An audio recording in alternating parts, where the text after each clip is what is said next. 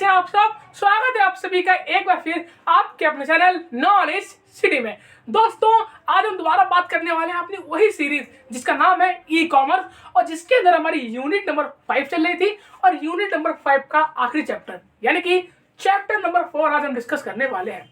इससे पहले चारों यूनिट और चैप्टर नंबर 5 के तीनों चैप्टर यानी कि यूनिट नंबर 5 के तीनों चैप्टर, अगर आपने वो सारी वीडियोस नहीं देखी हैं तो दोस्तों उसकी पूरी प्लेलिस्ट बना रखी है मैंने प्रॉपर ई कॉमर्स के नाम से। लिंक डिस्क्रिप्शन बॉक्स और ऊपर आई बटन में मिल जाएगा, जाके पहले वाली पूरी प्लेलिस्ट को वॉच कर लेना दोस्तों। और आपको बता दूं, उसके साथ मैंने आपको एक वीडियो प्रोवाइड कराई थी top 30 questions of e commerce, जिसके अंदर से पिछली बार जो ई कॉमर्स एग्जाम हुआ था सारे क्वेश्चन उसी में से आए थे, बच्चों ने कमेंट में बताया भी था, है ना। तो दोस्तों उस वीडियो को तो जरूर देख लेना अगर आपके एग्जाम आने वाले हैं। और इस चैप्टर खत्म होते ही पूरी प्लेलिस्ट आपने देख ली, उन क्वेश्चनों को अच्छे से प्रिपेयर कर लेना, फिर कुछ बचेगा ही नहीं आपके लिए। मतलब अगर आपने ये सारी प्लेलिस्ट अच्छे से देख ली, वो सारे क्वेश्चन इन्हीं प्लेलिस्ट में से है, उन सारे क्वेश्चन को पक्का कर लिया तो एग्जाम आप फोड़ के आने वाले हो, ये मेरी गारंटी है। ठीक है, तो चलिए शुरू करते हैं अपना चैप्टर नंबर 4। दोस्तों चैप्टर नंबर 4 हमारा पेनल्टीज एंड एडजुडिकेशन। दोस्तों देखिए, पेनल्टीज यानी कि दंड और निर्णय कि भैया अगर आपने ई कॉमर्स पे, देखिए दोस्तों पिछले हमने चैप्टर क्या पढ़ा, हमने चैप्टर पढ़ा आईटी यानी कि इंफॉर्मेशन टेक्नोलॉजी लॉ।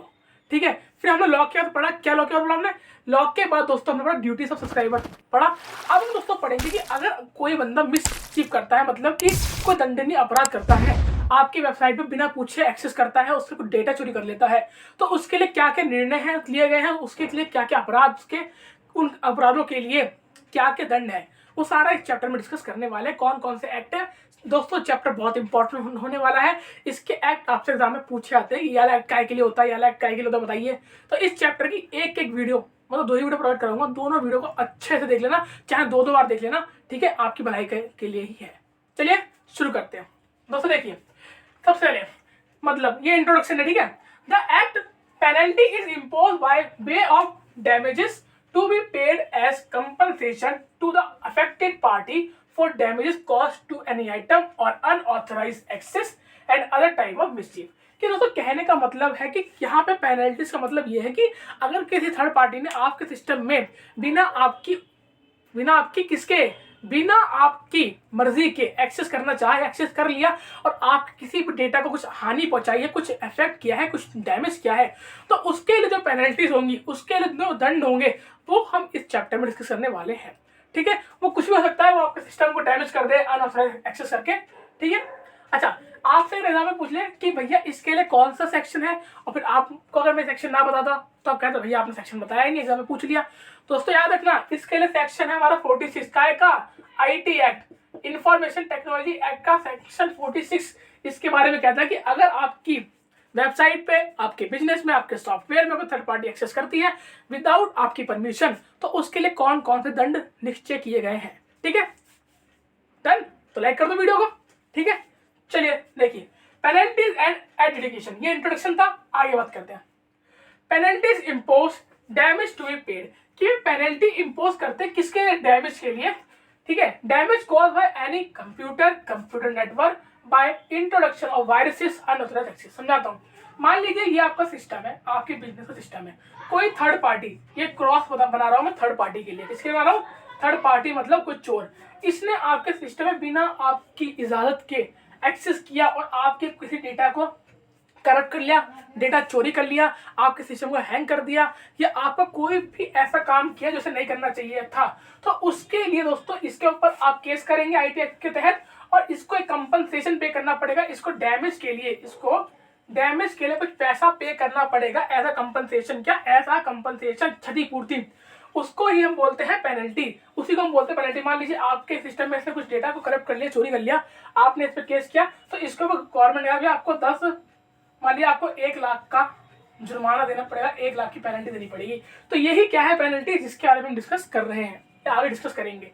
ठीक है, अच्छा ये होता कैसे, ये आपके सिस्टम में मान लीजिए कहीं वायरस छोड़ दे, किसी वायरस को आपके सिस्टम में इंस्टॉल कर दे, जिससे वो वायरस आपके डेटा को करप्ट कर दे, खत्म कर दे, खा जाए।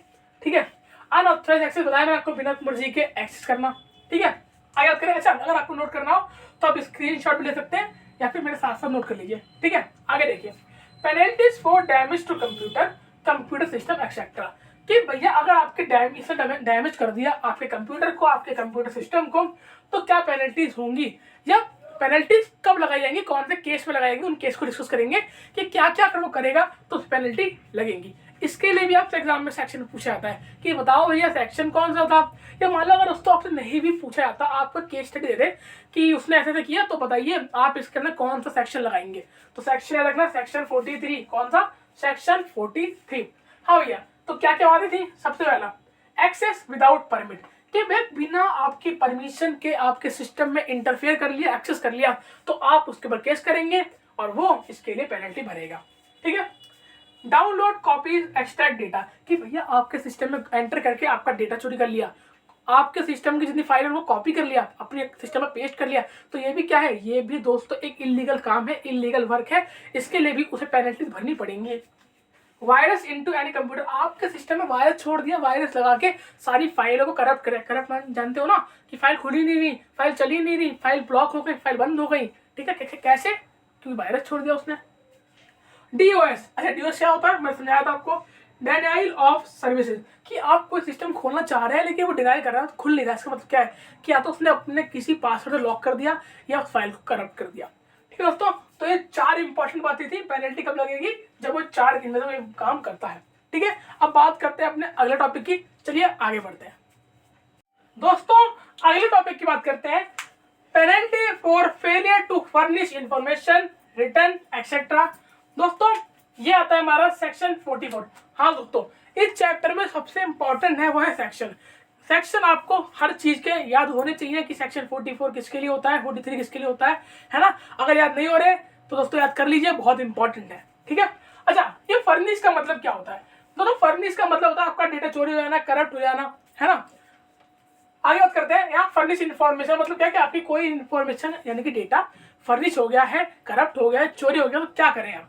देखिए, furnish any document return on report, कि अगर आपको कोई ऐसे डॉक्यूमेंट फर्निश होता है, कोई चोरी होता है, कोई डेटा करप्ट हो जाता है, तो आप उसके लिए रिपोर्ट कर सकते हैं। कहाँ पे? सर्टिफाइंग अथॉरिटी में। कहाँ पे कर सकते हो भैया? सर्टिफाइंग अथॉरिटी के अंदर।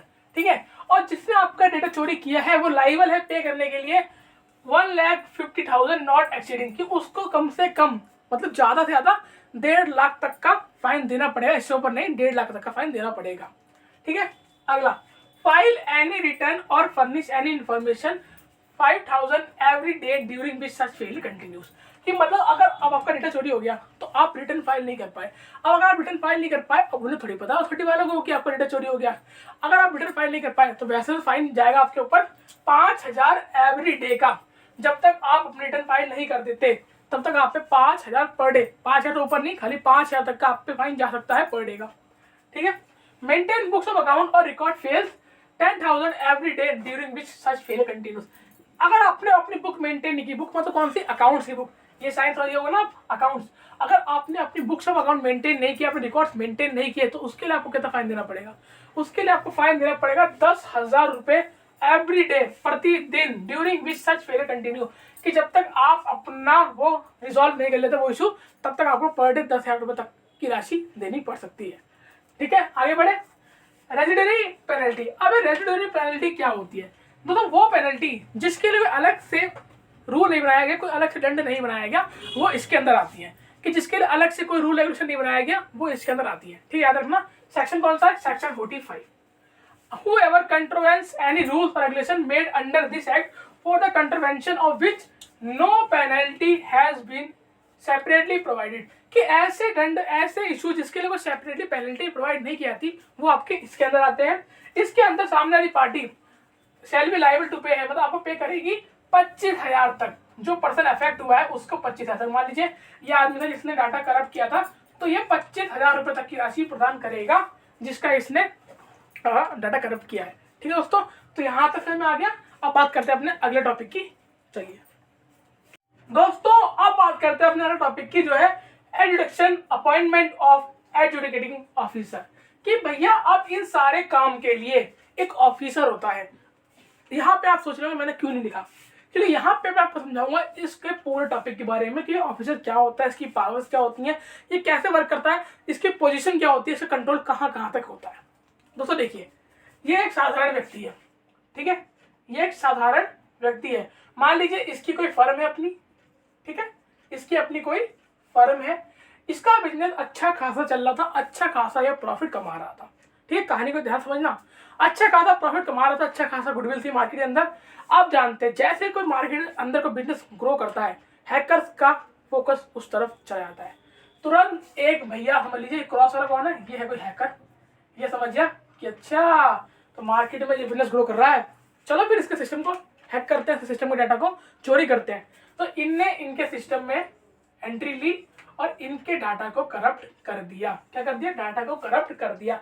अब भैया ये जो भाई साहब है, ये जो भाई साहब है आपके, अब ये क्या करेंगे, ये कहाँ जाएंगे दोस्तों? ये जाएंगे आपके सर्टिफाइंग अथॉरिटी। कहाँ जाएंगे? सर्टिफाइंग अथॉरिटी, ठीक है दोस्तों। अब ये सर्टिफाइंग अथॉरिटी जाएंगे, वहां पे अपनी अपील दर्ज करेंगे। तो भैया इनके सारे काम को कौन सुनेगा? इनके सारे काम की डिटेल किसके पास जाएगी? वो जाएगी आपके पास एक ऑफिसर के पास, जिसको हमने अभी बोला है एडजुडिकेटिंग ऑफिसर। ये इसके पूरे मुद्दे को सुनेगा, उसके बारे में चर्चा करेगा और उसका हल निकालेगा। अच्छा, ये तो हमने पूरा मुद्दा समझ लिया। अब भैया ये बंदा होता कौन है दोस्तों? ये बंदा वो होता है जिसके पास पावर होती है not less than governor of state. Governor of state तक की इसके पास पावर होती है। मतलब गवर्नर जो होता है स्टेट का, वो स्टेट को देखते हैं, लेकिन ये जो होता है इसके पावर वहां तक होती है, लेकिन इसका काम होता है आईटी फील्ड में। इसमें आईटी फील्ड में, इंफॉर्मेशन टेक्नोलॉजी फील्ड में, कि वहां पे कुछ आपका कुछ इलीगल काम तो नहीं हो रहा, उसको रोकना, उसको थामना, उसके लिए एक्शन लेना, वो सारा काम किसका होता है? आपका एजुकेटिंग ऑफिसर का होता है दोस्तों। अब दोस्तों ये कैसे बनते हैं? हर कोई एजुकेटिंग ऑफिसर नहीं बन सकता। इसको बनने के लिए कुछ आपके पास स्किल होनी चाहिए। स्किल कौन सी? पहला नंबर, आपके पास एक्सपीरियंस होना चाहिए। क्या? आपके पास एक्सपीरियंस होना चाहिए आईटी फील्ड में, यानी कि इंफॉर्मेशन टेक्नोलॉजी फील्ड में। अब भैया आपको आईटी के बारे में नॉलेज ही नहीं होगी, आपने काम ही नहीं किया होगा, तो आप कैसे किसी के लिए फैसला ले सकते हो? आप कैसे किसी के रूल पास कर सकते हो? ठीक है। दूसरा इसके पास पावर होती है दोस्तों सिविल कोड की। सिविल कोड की फिर पावर होती है इसके पास। यही न्याय लेता है, इसके खिलाफ जो भी ये इलीगल काम होता है ना, उसके खिलाफ जो भी कानून बनाता है, न्याय लेता है, वो ये लेता है गवर्नमेंट से अप्रूवल लेने के बाद। ठीक है दोस्तों, तो ये पूरा हमारा पूरा प्रोसेस किसका होता है? ये होता है हमारा एजुकेटिंग ऑफिसर का। आई होप आपको यहाँ तक समझ में आ गया हो।